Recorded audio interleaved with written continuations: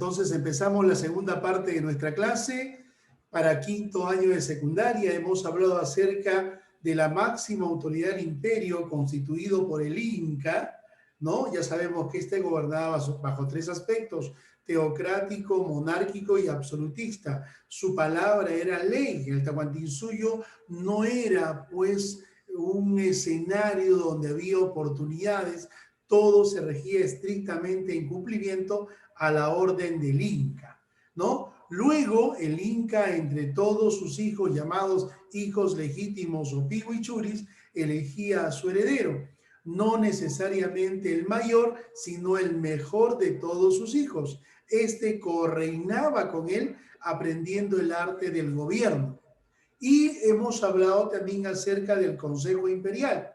El Consejo Imperial estaba constituido por cada uno de los jefes de los cuatro suyos, a quienes se les conocía con el nombre de Apocunas o Suyuyuk Apu, o también Aposuyo.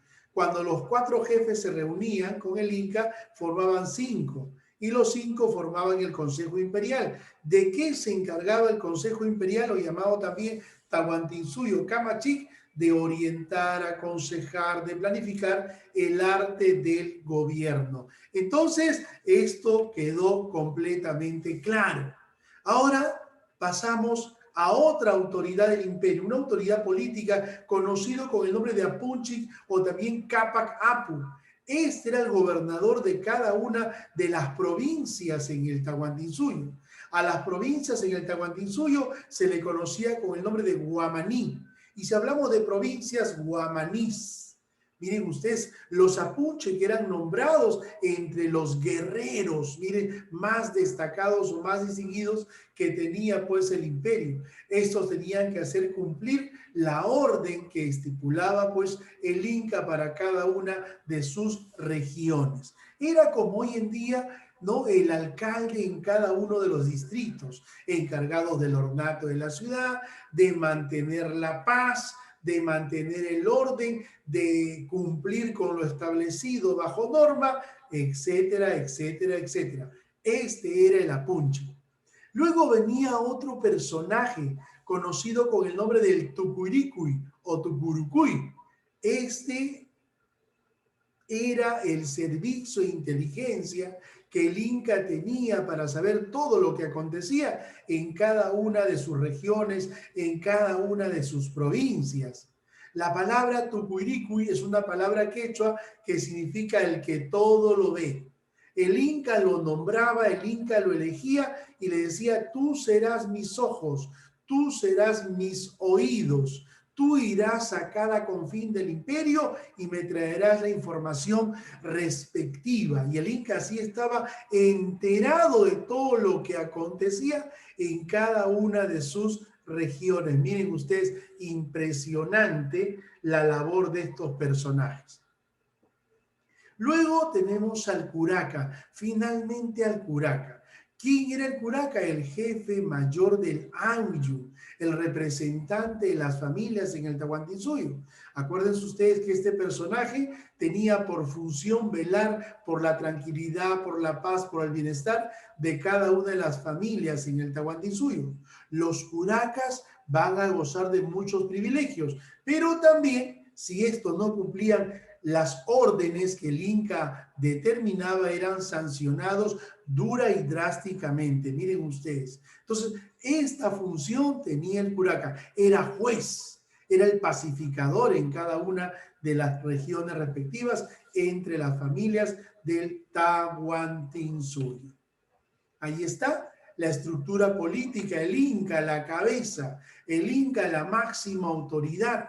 Miren ustedes, luego venía el Auqui, el Consejo Imperial, el Apunchis, el Tucuricuy o Tucuricuy, ¿no? El curaca, entre otros personajes. Este último, no te olvides, el jefe de cada una de las familias, y velaba por el orden, el trabajo y la producción en cada una de las tierras en el Tahuantinsuyo. La tierra fue considerada como sagrada. La tierra fue consagrada, miren ustedes, como sagrada en el Tahuantinsuyo. Tanto así que la llamaron Mama Pacha o Pachamama, Madre Tierra. En cuanto a la organización social del Tahuantinsuyo, acá tenemos que diferenciar siempre a la cabeza el Inca, ¿no? Siempre a la cabeza el Inca, vamos a encontrarlo ahí. Y posterior al Inca, ¿no? Vamos a encontrar ahí a sus panacas, su panaca real, su corte. La panaca real estaba conformada por los familiares del Inca. Estos eran sanguíneos al Inca y tenían la obligación de que cuando el Inca muera, deje de existir, su cuerpo debería ser, miren ustedes, convertido en momia. Y esa momia tendrá que ser paseada en todas las fiestas del imperio. A la momia del Inca se le conocía con el nombre de Malqui. Y la misión que tenía cada una de estas panacas del Inca era pasear la momia del Inca en todas las fiestas del imperio. Y todo el año en el Tahuantinsuyo hubo fiestas. Ustedes saben que el Tahuantinsuyo fue una sociedad eminentemente festiva, fiesta para todo, ¿no? Y en esas fiestas tenían que lucir la momia del Inca, ¿no? Y a la momia del Inca, te repito, se le conocía con el nombre de Malqui. Si hablamos de organización social, a la cabeza te dije el Inca, luego estaba su corte o su panaca real, su familia, la familia imperial, y luego venía la nobleza conformada por los nobles de sangre y los nobles de privilegio. Miren ustedes, los nobles de sangre, los nobles de privilegio o los nobles provinciales, que era lo mismo, marcaban gran diferencia. Los nobles de sangre eran todos aquellos familiares del Inca, todos aquellos que gozaban de derechos y privilegios, sobrinos, primos, todo aquel que llevaba la sangre del Inca pertenecía a la nobleza de sangre, y estos gozaban de todos los derechos y privilegios en el Tahuantinsuyo. Luego vienen los nobles de privilegio. ¿Quiénes eran estos? No eran familiares del Inca, pero se habían ganado la categoría de nobles por su buena fidelidad, por su obediencia, por su lealtad ante las órdenes del Inca. Y el Inca los separó de ese masivo grupo y les dijo, ustedes serán ahora los nobles de privilegio, gozarán de derechos, mire, gozarán de privilegios por la fidelidad que ustedes han tenido conmigo. Y finalmente, vamos a encontrar al grupo mayor, el pueblo, conformado por Hatunrunas, conformado por Mitimaes y conformados por Yanaconas. Estos últimos se van a dividir en un pequeño, minúsculo grupo llamado los Piñas. Miren ustedes, la nobleza de sangre, acá está, ¿no? Conformado por todos aquellos familiares o parientes del Inca, quienes por costumbre formaban parte de esta panaca real, te digo, que por costumbre formaban de este grupo de poder, ¿no? De este grupo de poder que gozaba de todos los derechos y privilegios. Y luego vamos a encontrar a la nobleza de privilegio. Este estaba conformado por personajes que no eran familiares del Inca, te dije, eran los más sobresalientes del pueblo, venían del pueblo, y que habían destacado por su buen desempeño en las funciones, ¿no? Y a criterio del Inca y de sus representantes en el imperio, eran ascendidos a nobles.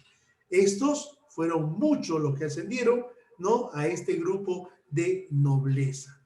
Los nobles provinciales eran los curacas, ¿no? Eran los nobles que gobernaban a los campesinos organizados en comunidades de familias. A la familia se le conocía con el nombre de ayllus, y estos eran los responsables de mantener siempre el bienestar del ayllus, del conjunto de familias. Luego vamos a hablar del pueblo. El pueblo, miren ustedes. Vamos a escucharle a Richard, ¿no? Acerca de los Hatunruna o Hatunrunas. Vamos, Richard, te escucho. Profesor, Hatunruna era el nombre común del imperio incaico, perteneciente a un Ainu con derechos y obligaciones que se realizaban a las labores de agricultura. Los Hatunrunas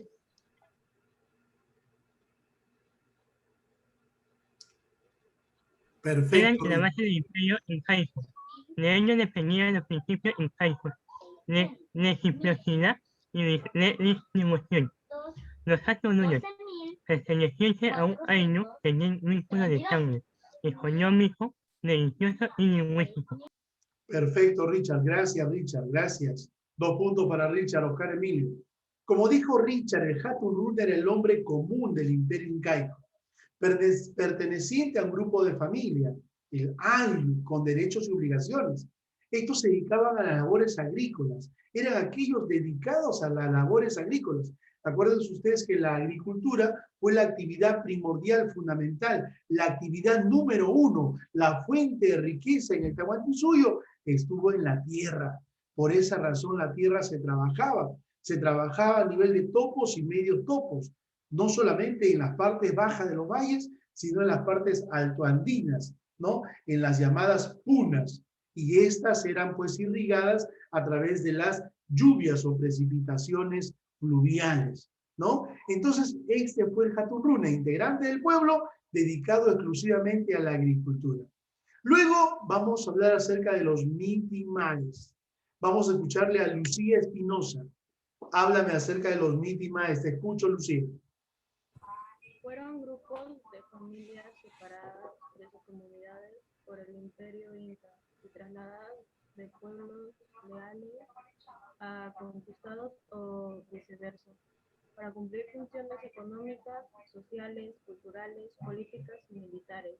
Ninguna otra política afectó tanto la demografía y conjuntos étnicos andinos como esta de los mitimaes, trasladada para colonizar regiones deshabitadas o enseñar a los naturales la cultura inca.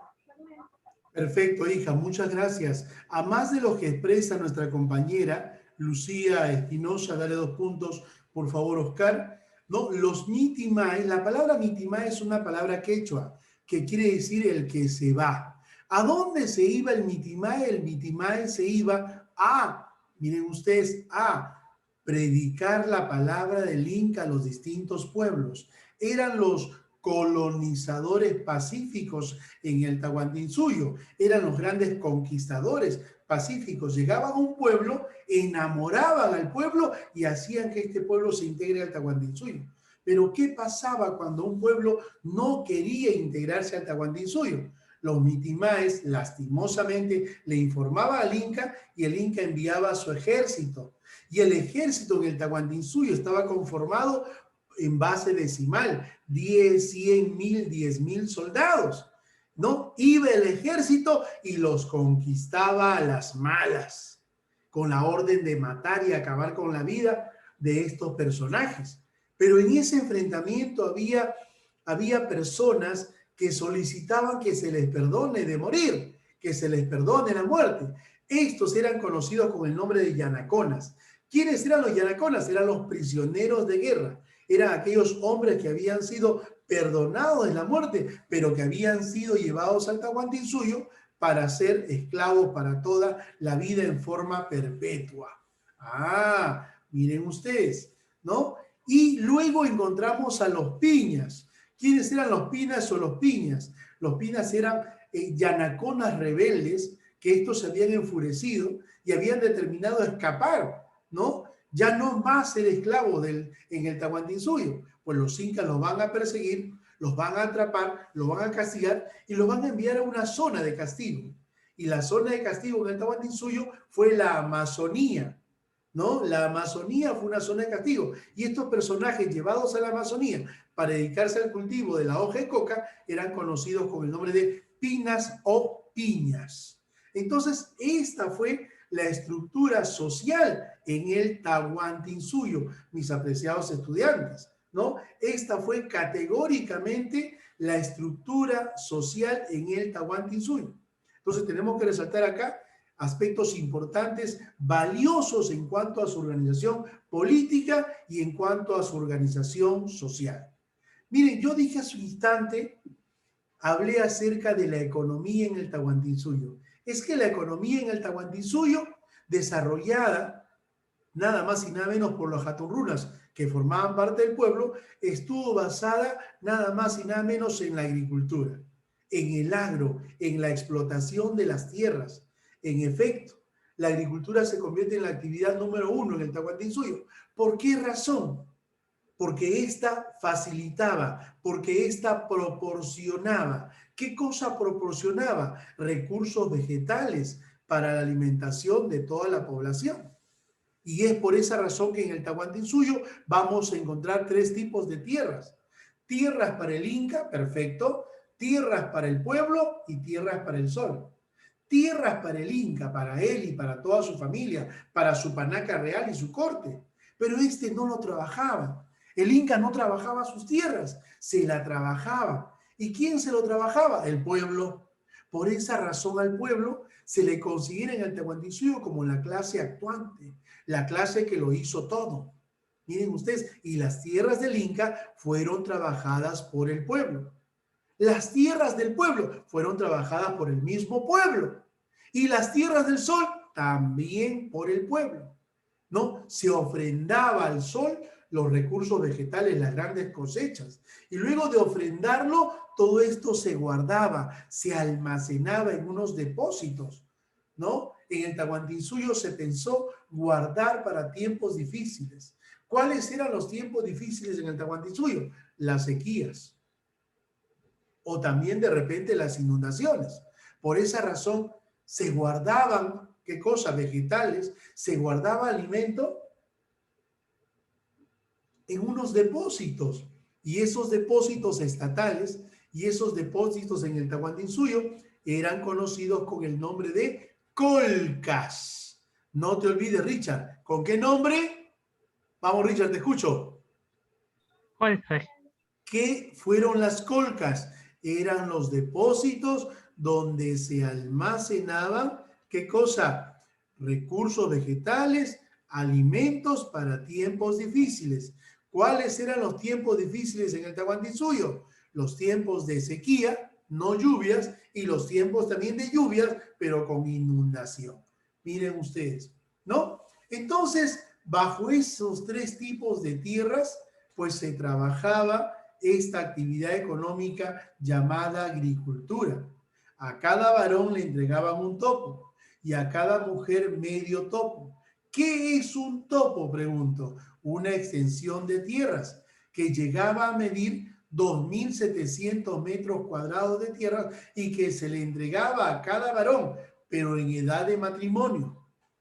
¿Y cuál fue la edad de matrimonio en el Tahuantinsuyo, profesor César Uribe? La edad de matrimonio fue 13, 14 años. O sea, a tu edad estaban casados. A tu edad ya tenían familia. Y en el Tahuantinsuyo las familias no fueron de 2 o de 3. Fueron de decena y docena de hijos. Ah, claro, la actividad sexual empezaba a temprana edad, ¿no? Y esto pues contrajo a un gran número de habitantes posteriormente. A cada varón en edad de matrimonio le entregaban un topo, 2.700 metros cuadrados. Y a cada mujer en edad de matrimonio le entregaban medio topo, 1.350 metros cuadrados. O sea que se juntaban 2.700 más 1.350. Esa cantidad era para la familia, ¿no? Era para un determinado año. No se lo regalaban, señores. No se lo regalaban. Se lo entregaban ahí para trabajarla. Y de eso iban a vivir ellos y también sus hijos. Miren ustedes, impresionante. En el Tahuantinsuyo, la población y la sociedad en el Tahuantinsuyo se caracterizó definitiva y categóricamente por ser vegetariana. En el Tahuantinsuyo no se consumía carne. Los incas llegaron a pensar que la carne envejecía, y eso es cierto. La carne es causante de muchas enfermedades hoy en día. Por esa razón, en el Tahuantinsuyo se practicó una filosofía vegetariana. Y por eso es que en el Tahuantinsuyo, señores, la gente pasaba los 100 años como si nada. Hoy en día eso es definitivamente algo no utópico. Definitivamente, hoy en día, el promedio de vida de las personas, mi promedio de vida es mucho mayor que el tuyo. Tú tienes menos promedio de vida que nosotros, tus padres, debido a la alimentación, debido a la contaminación, debido al clima, ¿no? Muchos factores hacen que esto pues tenga definitivamente efectos rápidos, ¿no? Y no de duración. Entonces esto se dio, profesor. En el Tahuantinsuyo se trabajó como actividad importante la agricultura. ¿Hubo ganadería en el Tahuantinsuyo? ¿Hubo ganadería, profesor? Sí hubo, pero esta estuvo basada en auquénidos, llamas, alpacas, vicuñas, guanacos y también el cuy. El cuy es tan antiguo como el hombre y en el Tahuantinsuyo se consumía el cuy. El hombre de Piquimachay, 8.500 años antes de Cristo, acá en el Perú, en Ayacucho.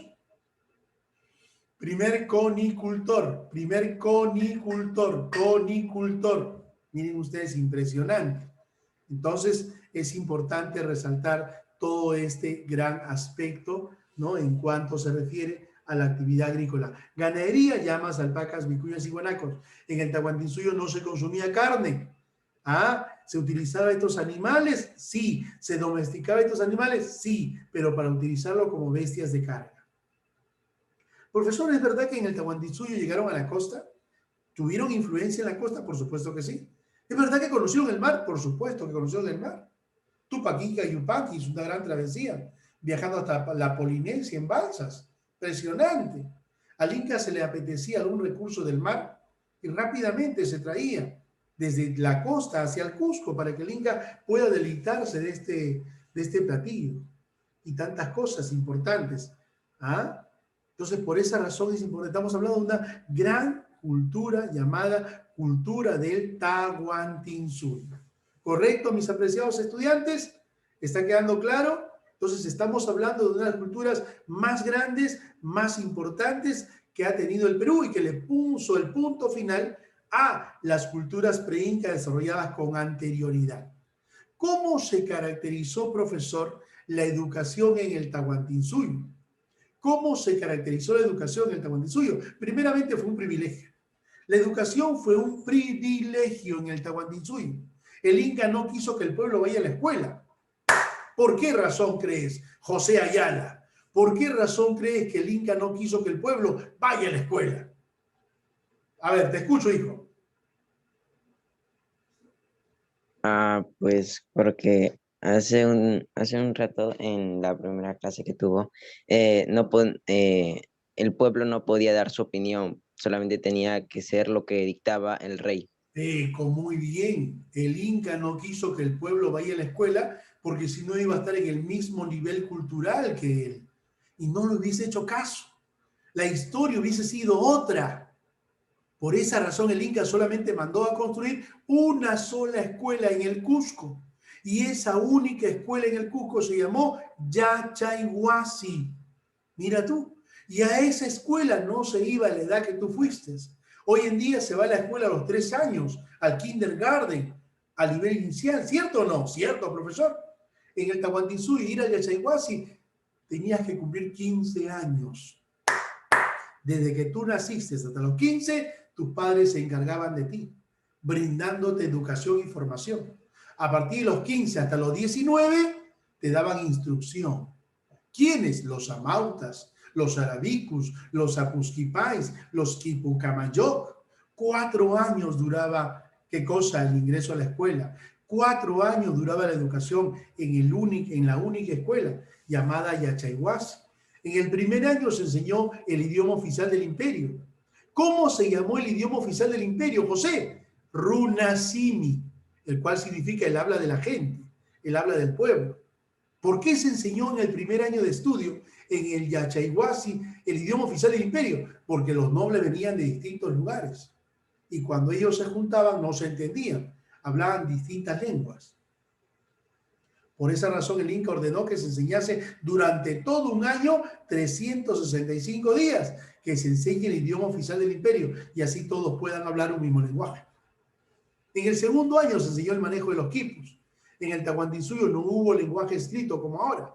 El lenguaje fue memorista, estuvo basado en quipus. ¿Qué cosa fue un quipu, Richard? Un cordel donde se van a desprender otros cordeles.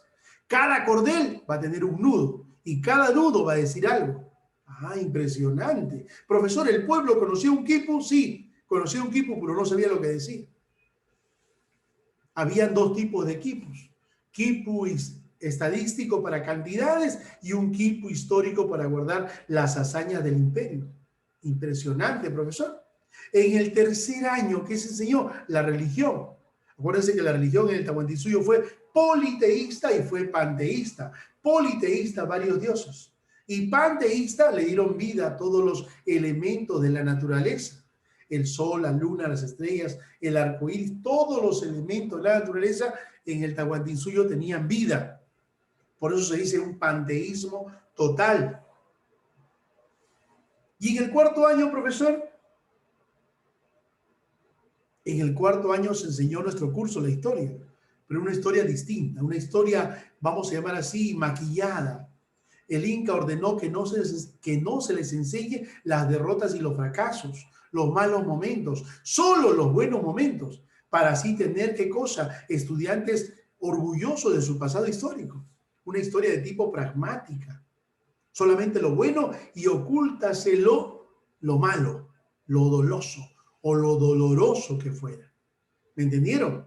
Hoy en día eso no se hace. Hoy en día no pasa eso. Hoy en día se enseña qué cosa es la historia como tal. Y esta se debe valorar como tal también.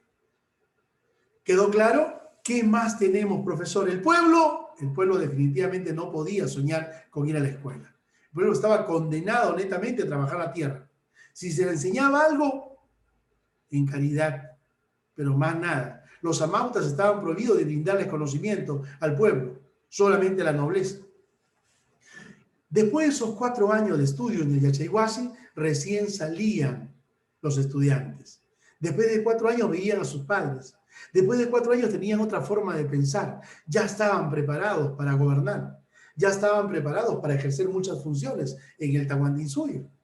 Por esa razón se les formaba ahí, en el único Yachaywasi, la única escuela llamada Yachaywasi.